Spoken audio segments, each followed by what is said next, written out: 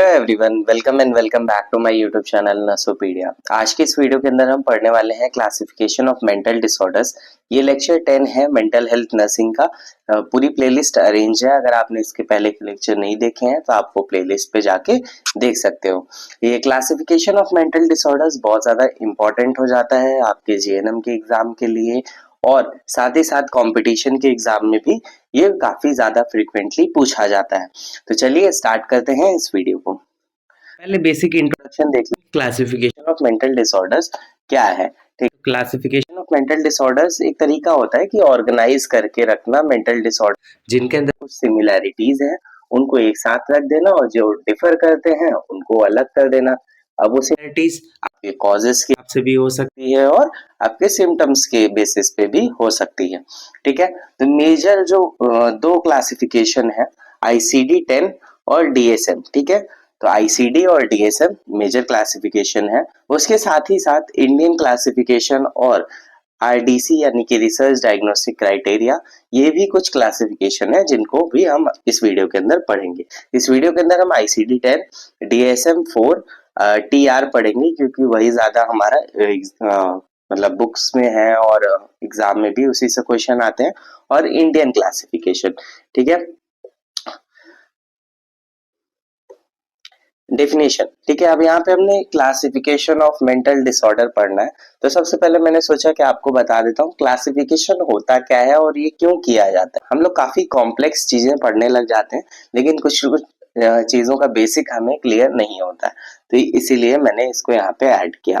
Classification क्या होता है? क्लासिफिकेशन एक प्रोसेस होता है जिसके थ्रू जो भी कॉम्प्लेक्स चीजें होती हैं उनको हम एक कैटेगरी के अंदर, एक क्लास के अंदर या फिर रैंक के अंदर एक साथ में रखते हैं। ठीक है, जो कि आपस में एक जैसा ही सिम्टम शो कर रही होती हैं। अभी यहाँ डिजीज पढ़ेंगे तो वहाँ सिम्टम्स की बात करते हैं, या फिर मान लो कुछ और चीजें हैं जो सिमिलर शो कर देता है तो उसे हम एक कैटेगरी में रख देते हैं, और जो थोड़ा सा डिफरेंट होता है उसे हम दूसरी कैटेगरी के अंदर रख देते हैं, यानी कि उससे सेपरेट कर देते हैं। ठीक है, अब मेंटल डिसऑर्डर्स क्या होते हैं? मेंटल डिसऑर्डर्स को हम मेंटल इलनेस और साइकेट्रिक डिसऑर्डर्स भी बोलते हैं। ठीक है, ये हमारे बिहेवियर और मेंटल पैटर्न के अंदर, यानी कि जो थिंकिंग है, हमारा कॉग्निशन है, उसके अंदर अगर कोई चेंज आ जाता है, ठीक है, जिसकी वजह से डिस्ट्रेस हो रहा है, यानी कि जो स्ट्रेस जो हमारे लिए प्रॉब्लमेटिक है। ठीक है, तो वो स्ट्रेस हो रहा है और इम्पेयरमेंट हो रहा है मेंटल फंक्शनिंग का, यानी कि जो मेंटल फंक्शनिंग जैसी होनी चाहिए थे उस तरह से ना होकर उसमें कुछ गड़बड़ी हो रही है, तो उसे हम मेंटल डिसऑर्डर्स बोलेंगे। ठीक है, इसकी मैंने डेफिनेशन आपको पहले भी बता रखी है। ठीक है, अब हम आते हैं ICD-10 पर। ICD का फुल फॉर्म क्या होता है? International classification of disease. ठीक है, ये क्लासिफिकेशन WHO करता है। ठीक है, सारी डिजीज, जितनी भी डिजीज होती हैं, जितनी भी हेल्थ रिलेटेड प्रॉब्लम्स होती हैं, उनको ये एक ICD यानी कि इंटरनेशनल क्लासिफिकेशन के अंदर चैप्टर वाइज करके सारी डिजीज को एक ऑर्गेनाइज वे में रखता है। ठीक है, ये WHO का क्लासिफिकेशन है। ठीक है, उस क्लासिफिकेशन के चैप्टर F या फिर चैप्टर 5th के अंदर साइकेट्रिक डिसऑर्डर्स को क्लासिफाई किया गया है। ठीक है, जिन्हें हम मेंटल और बिहेवियरल डिसऑर्डर्स भी बोलते हैं, और इन्हें क्या है? अल्फा न्यूमेरिक यानी कि एक वहां पे अल्फाबेट भी होगा और एक नंबर भी होगा, उस तरह के सिस्टम में उसे अरेंज करके रखा है। ठीक है, जैसे कैसे अरेंज किया है? F और फिर उसके बाद नंबर्स, जैसे कि 00 पहला जो डिसऑर्डर है F00, फिर उसके बाद ऐसे करके F01, F02, F010, नहीं F10, F20, F30, F40, ऐसे करके F99, यानी कि टोटल यहाँ पे 100 डिजीजेस जो है वो है। ठीक है, ICD-10 के अंदर। ठीक है, तो ये जो भी F00 से लेके F99 है, ये सारी की सारी मेंटल और बिहेवियरल डिसऑर्डर्स हैं। चलिए अब इनको हम समझते हैं कि कौन से में क्या क्या आता है।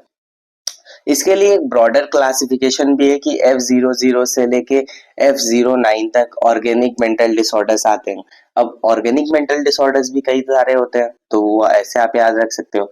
नहीं तो अगर आप इतना भी याद रख जाते हो, ठीक है, कि ऑर्गेनिक मेंटल डिसऑर्डर्स F00 से लेके F09 में आते हैं, तो भी आपका काम बन सकता है आपके जीएनएम के एग्जाम के लिए, ठीक है।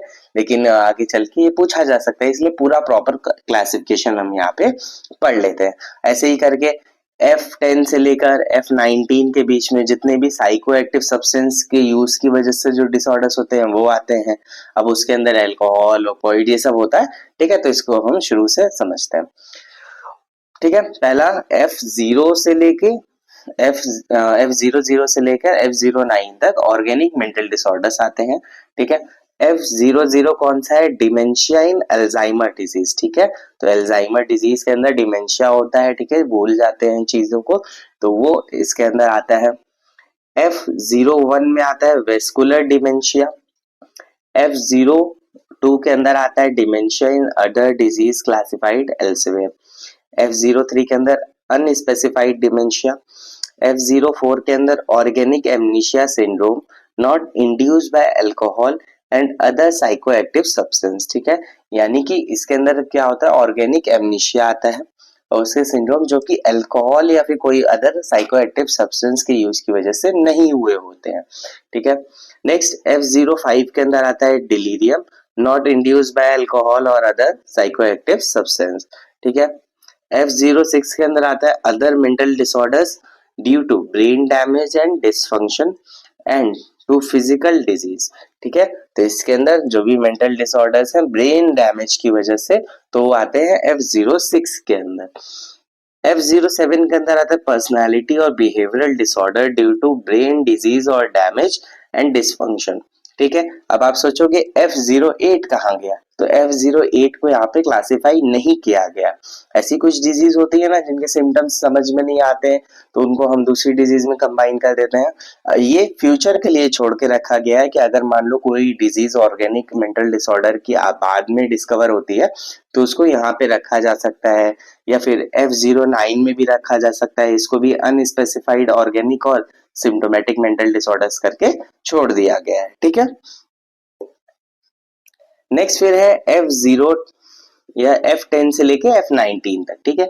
F10 से 19 इसके अंदर जितने भी डिसऑर्डर्स हैं साइको एक्टिव सब्सटेंस के यूज की वजह से वो आते हैं। F10 के अंदर आता है mental and behavioural disorder due to alcohol, यानी कि अल्कोहल की वजह से होने वाले जो भी मेंटल डिसऑर्डर्स होते हैं वो F10 में आता है। F11 के अंदर आता है जो भी ओपियोइड्स यानी कि जो अफीम होती है, अफीम से बनने वाली जो ड्रग्स होती है जैसे कि मॉर्फिन, तो वो सब की वजह से मेंटल डिसऑर्डर्स होते हैं, तो उसे F11 की कैटेगरी में रखा गया है। फिर F12 की कैटेगरी में रखा गया है कैनाबिनॉइड्स, ठीक है। कैनाबिनॉइड्स यानी कि भांग की वजह से होने वाले जो मेंटल डिसऑर्डर्स होते हैं, बिहेवियरल डिसऑर्डर्स होते हैं, उनको F12 के अंदर रखा गया है। F13 के अंदर रखा गया है जो भी सिडेटिव और हिप्नोटिक के यूज की वजह से अगर जो मेंटल डिसऑर्डर्स होते हैं उनको F13 के अंदर।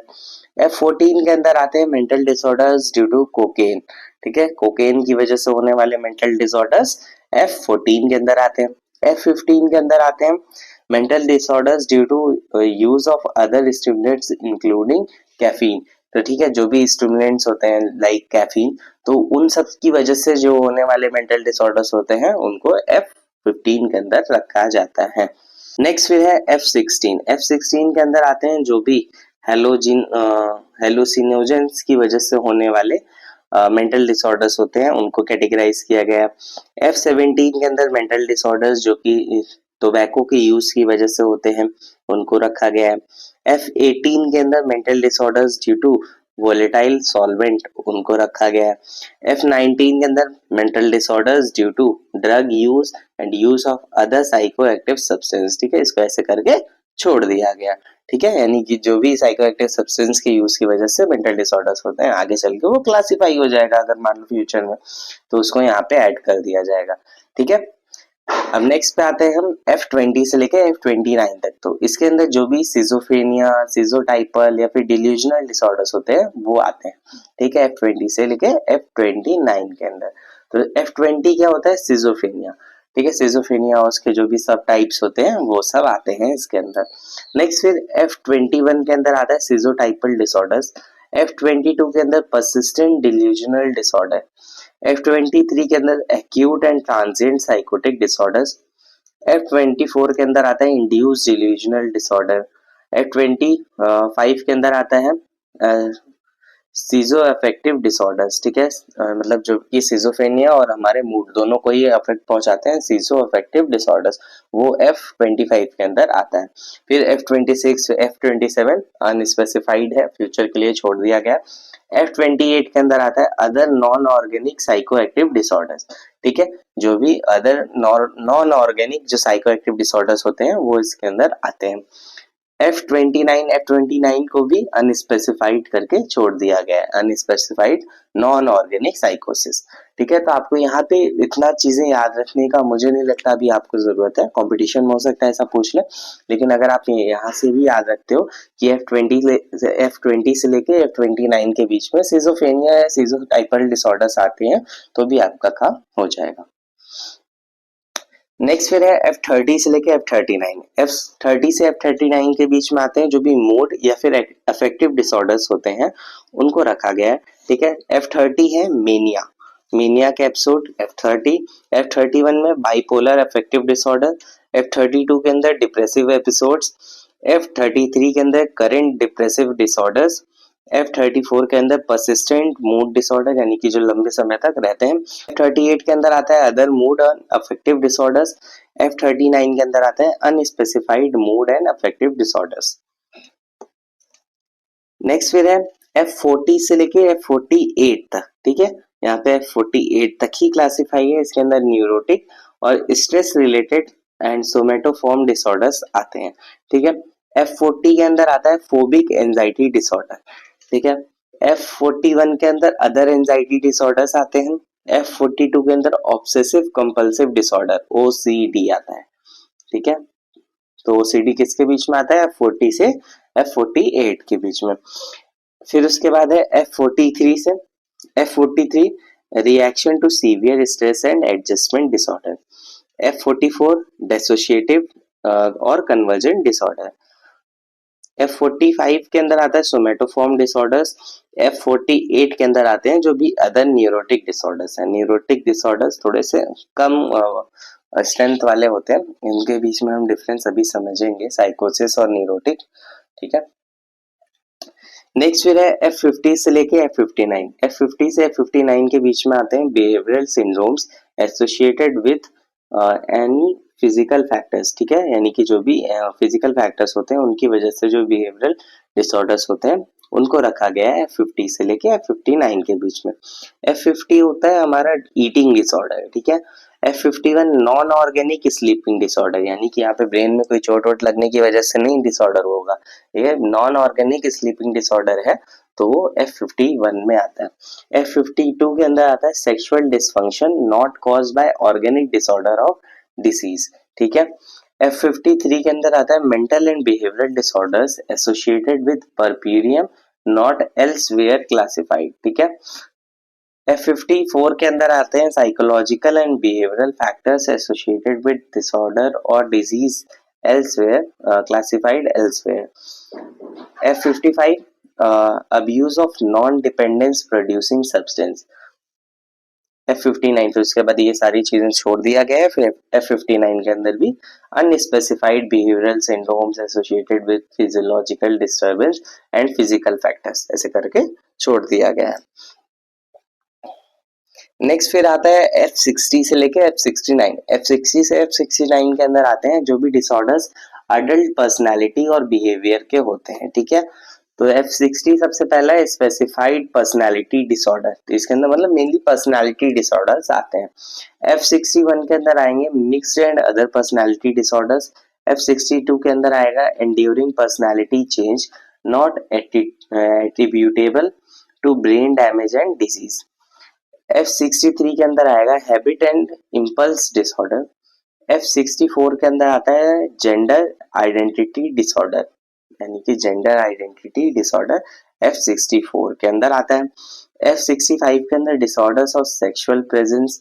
F66 के अंदर आते हैं psychological and behavioural disorders associated with sexual development and orientation. F68 के अंदर आते हैं other disorders of personality, adult personality and behaviour.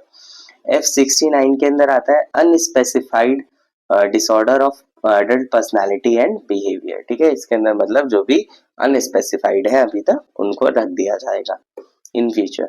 फिर उसके बाद आता है F70 से लेके F79 तक। ठीक है, F70 से F79 के बीच में आता है मेंटल रिटार्डेशन। ठीक है, मेंटल रिटार्डेशन। तो F70 mild mental retardation, F71 moderate mental retardation, F72 severe mental retardation. ये डिजीज कंडीशन है एक मेंटल रिटार्डेशन। तो इसको हम जो भी अब हम जब डिजीज पढ़ना शुरू करेंगे तो उसके अंदर हम मेंटल रिटार्डेशन को पढ़ेंगे तो हम समझेंगे माइल्ड मेंटल रिटार्डेशन कब बोलेंगे, मॉडरेट मेंटल रिटार्डेशन कब बोलेंगे, सीवियर मेंटल रिटार्डेशन कब बोलेंगे, प्रोफाउंड मेंटल रिटार्डेशन कब बोलेंगे। तो ये सब चीजों को हम वहां पर पढ़ेंगे अच्छे से। ठीक है, अभी यहाँ पे क्योंकि अगर इन सबको एक्सप्लेन करने लग गया तो बहुत लंबी हो जाएगी ये वीडियो।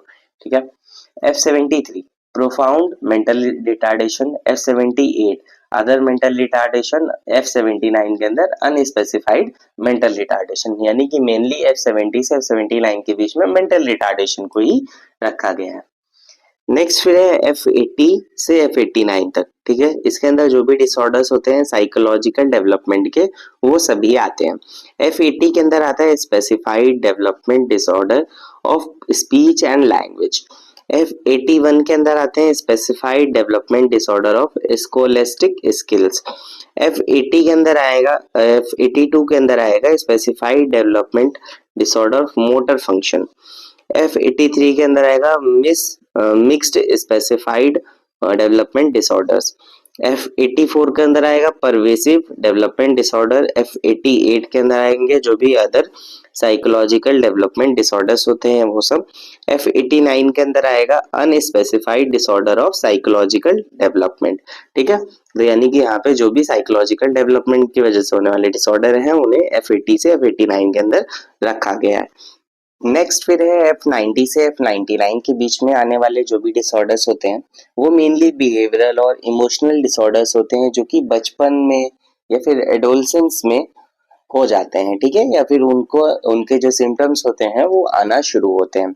ठीक है, F90 में आता है हाइपर काइनेस्टिक डिसऑर्डर, यानी कि इसमें बहुत ज्यादा फिजिकल एक्टिविटी बढ़ जाएगी। ठीक है, F91 के अंदर आएंगे कंडक्ट डिसऑर्डर। F92 के अंदर आएगा mix disorder of conduct and emotion. F93 के अंदर आएगा emotional disorder with onset specified to childhood. F94 के अंदर आएंगे disorders of social functioning with onset specified to children and adolescence. ठीक है, यानी कि सोशल फंक्शनिंग में यहाँ पे प्रॉब्लम होगी, चाइल्डहुड और एडोलसेंस में शुरू हो जाएगा। सोसाइटी में सही से फंक्शन नहीं कर पाएंगे, बातचीत नहीं कर पाएंगे, हो सकता है सोशल फोबिया हो जाए। तो ये सब चीजें होती है। F95 के अंदर आते हैं टिक डिसऑर्डर। टिक डिसऑर्डर क्या है, एक तरह से मूवमेंट डिसऑर्डर होता है। ठीक है, F98 के अंदर आएंगे जो भी other behavioural and emotional disorders होते हैं with onset occurring in the childhood and adolescence, यानी कि जो भी शुरू होते हैं चाइल्डहुड या फिर एडोलसेंस के अंदर। और F99 अनस्पेसिफाइड मेंटल डिसऑर्डर है। ठीक है, यहाँ तक हमने पूरा पढ़ लिया ICD-10।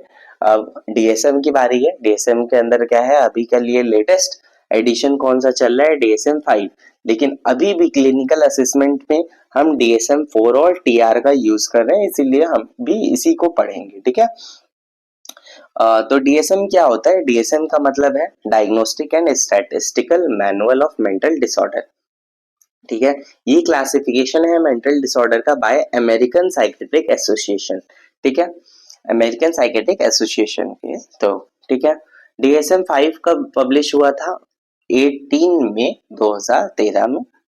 ठीक है, DSM-5 first DSM use Arabic numericals instead of Roman numerical. क्या होता है ना, DSM-4 के अंदर जो भी क्लासिफिकेशन था उसके अंदर रोमन न्यूमेरिकल्स का यूज किया जाता था, बट जो DSM-5 आया उसके अंदर अरेबिक न्यूमेरिकल्स का यूज किया गया पहली बार। अब इसमें क्या होता है, DSM 4 TR यानी कि टेक्स्ट रिवीजन, ठीक है। तो DSM 4 के अंदर ऐसे एक्सेस में बांटा गया था, एक्सेस में बोल लो, सेक्शंस के अंदर बोल लो, तो उसके अंदर क्लासिफाई किए गए थे मेंटल डिसऑर्डर्स को। तो पहला वाला एक्सेस में क्या है, क्लिनिकल साइकेट्रिक डायग्नोसिस, ठीक है। इसके अंदर साइकेट्रिक डायग्नोसिस के लिए जो भी, this includes all mental disorders except personality disorder and mental retardation, ठीक है। इसके अंदर सारे मेंटल डिसऑर्डर्स आते थे सिर्फ पर्सनालिटी डिसऑर्डर और मेंटल रिटार्डेशन को छोड़ के। फिर उसके बाद एक्सिस 2 के अंदर क्या हुआ, पर्सनालिटी डिसऑर्डर और मेंटल रिटार्डेशन को इंक्लूड कर दिया गया। This disorder usually begins in childhood and adolescence and persist in stable form in the adult life, यानी कि बचपन में शुरू होंगे और फिर उसके बाद पूरी लाइफ के अंदर रहेंगे। तो ठीक है, इसमें इतना अच्छे से स्पेसिफाई नहीं किया, इसलिए उतना ज्यादा इसको हम लोग पढ़ते नहीं और एग्जाम में भी आता नहीं। आईसीडी में अच्छे से कैटेगराइज्ड है ना, इस वजह से उसका ज्यादा इंपॉर्टेंस है, फिर भी इसको हम पढ़ते हैं। एक्सेस थर्ड क्या है, general medical condition. Axis third के अंदर आएंगे जो भी जनरल मेडिकल कंडीशन है, this includes any current general medical condition that is potentially relevant to the understanding and management of the individual's mental disorder, ठीक है। यानी कि जो भी अगर मान लो कुछ मेडिकल कंडीशन की वजह से मेंटल डिसऑर्डर हो गए तो उसको इस कैटेगरी के अंदर रख दिया गया है। नेक्स्ट फिर एक्सिस 4 के अंदर psycho social and environmental problems की वजह से होने वाले जो भी डिसऑर्डर्स है उनको रखा गया है। These problems that may affect the diagnosis, treatment and prognosis of mental disorders named as on axis first and second, यानी कि जिनको हमने एक्सिस फर्स्ट और सेकंड के अंदर नहीं रखा उनको यहाँ पे रख दिया जाता है, ठीक है, साइको सोशल और इन्वायरमेंटल प्रॉब्लम्स को करके। This includes problems related to primary support groups, यानी कि जो फैमिली होती है, फ्रेंड्स होते हैं क्लोज, उनके उनसे रिलेटेड प्रॉब्लम, या सोशल इन्वायरमेंट में problem, education, occupation, housing, economic, access to health care services, interaction with legal system और crime, other types of psycho social and environmental problem, सब की सब इसके अंदर आती थी एक्सेस 4 के अंदर। एक्सेस 5 क्या है, इसके अंदर असेसमेंट करने के लिए पूरा प्रॉपर असेसमेंट प्लान था इसके अंदर। This allows the clinician to rate the individual overall functioning on global assessment of functioning scale, ठीक है। ग्लोबल असेसमेंट ऑफ फंक्शनिंग की एक स्केल थी जिसके अंदर इंडिविजुअल के जितने भी फंक्शंस होते हैं उसके हिसाब से जो साइकेट्रिस्ट होता था, जो डॉक्टर होता था, उनको रेट करता था। This scale represents in global term a single measure of individual psychological, social and occupational functioning, ठीक है, वो इसके अंदर आता है। अब नेक्स्ट हम आते हैं इंडियन क्लासिफिकेशन पे, ठीक है। यही 3 क्लासिफिकेशन हमको पढ़ने इंपॉर्टेंट है। इंडियन क्लासिफिकेशन से 2 टर्म को बहुत ज्यादा पूछा जाता है हमेशा, साइकोसिस और न्यूरोसिस, इनके बीच में डिफरेंस बताओ। शॉर्ट नोट्स के अंदर ये सब चीजें आ जाती हैं कई बारी, तो आपको इसको थोड़ा सा ध्यान से समझने की जरूरत है। इंडियन क्लासिफिकेशन ने की 1963 में, विग एंड सिंगर, ठीक है, 1967 में, वाहिया 1961 में और वर्मा 1971 के अंदर। इन्होंने कई बार मॉडिफिकेशन करते हुए आईसीडी 8 को ही इंडियन कंडीशन पे सूट करने वाला एक बना दिया फॉर्मेट, ठीक है। इसके अंदर उन्होंने क्लासिफाई किया 3 बेसिस पे, ठीक है, मेनली साइकोसिस, न्यूरोसिस और कुछ को स्पेशल डिसऑर्डर्स के अंदर डाल दिया। अब साइकोसिस क्या होता है, साइकोसिस a major mental disorder with gross impairment in contact with reality and characterized with delusion, hallucination, disorganized speech and behavior, यानी कि जो साइकोसिस होता है वो मेजर मेंटल डिसऑर्डर्स होते हैं, जैसे कि सिजोफ्रेनिया हो गया, ठीक है। जो भी बड़ी बड़ी जो मेंटल डिसऑर्डर्स होते हैं उन सबको इसके अंदर साइकोसिस के अंदर रखा गया। मेजर डिप्रेशन हो गया, उसको इसके अंदर रखा गया, जिसके अंदर क्या होता है, इंसान का जो पेशेंट होता है वो अपनी रियलिटी से कनेक्ट नहीं कर पाता, वो अपनी ही दुनिया में मगन हो जाता है। उसके अंदर कोई भी जजमेंट इनसाइट प्रेजेंट नहीं होता है कि हाँ मैं बीमार हूँ, मुझे इलाज की जरूरत है, वो अपने में ही मगन रहेगा, उसको कोई भी जरूरत नहीं लगेगी, उसे लगेगा मैं एकदम नॉर्मल हूँ, ठीक है। इसके अंदर क्या होता है, डिल्यूजन होना, हेलोसिनेशन होना, या आपस में ही लोगों मतलब कोई नहीं है आसपास लेकिन बात करते रहते हैं पता नहीं किससे, इनको कुछ आवाजें सुनाई देती रहती हैं, इनकी स्पीच जो होती है डिसऑर्गेनाइज और बिहेवियर थोड़ा सा ऑकवर्ड होता है, ठीक है। नेक्स्ट फिर होता है न्यूरोसिस। न्यूरोसिस में आते हैं जो भी माइनर मेंटल डिसऑर्डर्स होते हैं, छोटी मोटी जो भी डिसऑर्डर्स होते हैं, जैसे कि एंजाइटी हो गया, फोबिया हो गया, ऑब्सेशन हो गया, कंपल्जन हो गया, तो वो सब इसके अंदर आता है न्यूरोसिस के अंदर। और स्पेशल डिसऑर्डर्स के अंदर कैटेगराइज किया गया पर्सनालिटी डिसऑर्डर्स को, ठीक है, इन सबको। तो इनको भी हम समझ लेते हैं। साइकोसिस के अंदर क्या होता है, 3 तरह के टाइप्स में बांटा गया साइकोसिस को भी। पहला होता है फंक्शनल साइकोसिस, यानी यहाँ पे फंक्शन जो होगा वो डिस्टर्ब होगा, जैसे कि सिजोफ्रेनिया और उसके जो सब टाइप्स होते हैं उसके अंदर इंसान अपना काम वाम कुछ कर नहीं पाता है, ठीक है।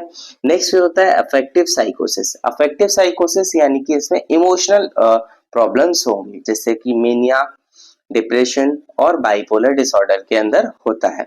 नेक्स्ट फिर ऑर्गेनिक साइकोसिस। अब ऑर्गेनिक साइकोसिस में डिमेंशिया, ये सब चीजें आ सकता है, ये एक्यूट भी हो सकता है और क्रॉनिक भी हो सकता है। नेक्स्ट फिर न्यूरोसिस। न्यूरोसिस के अंदर आता है, जैसे मैंने अभी आपको बताया, anxiety neurosis, depressive neurosis, hysterical neurosis, obsessive neurosis और फोबिक न्यूरोसिस। अब ये सब चीजें क्या होती हैं, इनको तो हम आगे पढ़ेंगे ना, अभी तो हम बस बेसिस बना रहे हैं, ठीक है, बेस बना रहे हैं। अभी धीरे धीरे करके पूरा पहाड़ बनेगा, तो धीरे धीरे साथ में आप बने रहो, तो आपको ये सब चीजें समझ में आ जाएंगी, एकदम क्रिस्टल क्लियर होने की मैं गारंटी देता हूँ आपको, ठीक है। नेक्स्ट फिर होते हैं स्पेशल डिसऑर्डर्स। स्पेशल डिसऑर्डर्स के अंदर चाइल्डहुड डिसऑर्डर्स को क्लासिफाई किया गया, कंडक्ट डिसऑर्डर और इमोशनल डिसऑर्डर, पर्सनालिटी डिसऑर्डर को रखा गया, जैसे साइकोपैथ और जो सोशियोपैथ्स होते हैं उनको रखा गया। नेक्स्ट फिर सब्सटेंस अब्यूज वाले जो भी पेशेंट होते हैं, अल्कोहल अब्यूज, ड्रग अब्यूज, उनको रखा गया। फिर उसके बाद है साइकोफिजियोलॉजिकल डिसऑर्डर्स लाइक अस्थमा और पाइसोरियासिस। नेक्स्ट फिर mental retardation, mild, moderate, severe and profound, इनको रखा गया स्पेशल डिसऑर्डर के अंदर। तो ये था proper classification of mental disorders. I hope कि आपको ये समझ में आया होगा, इतना सफिशिएंट है आपके एग्जाम के लिए।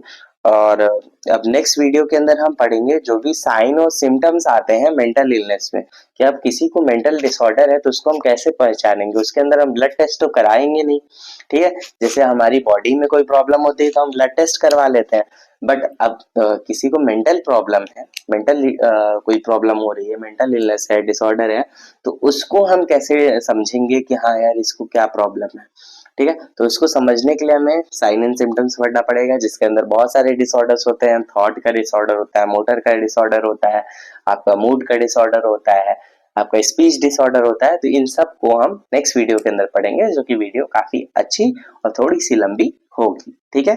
Thank you for watching this video. अगर अच्छी लगी होगी वीडियो तो लाइक करना, चैनल को सब्सक्राइब करना, कोई डाउट रहता है तो कमेंट सेक्शन में पूछ लेना, ठीक है।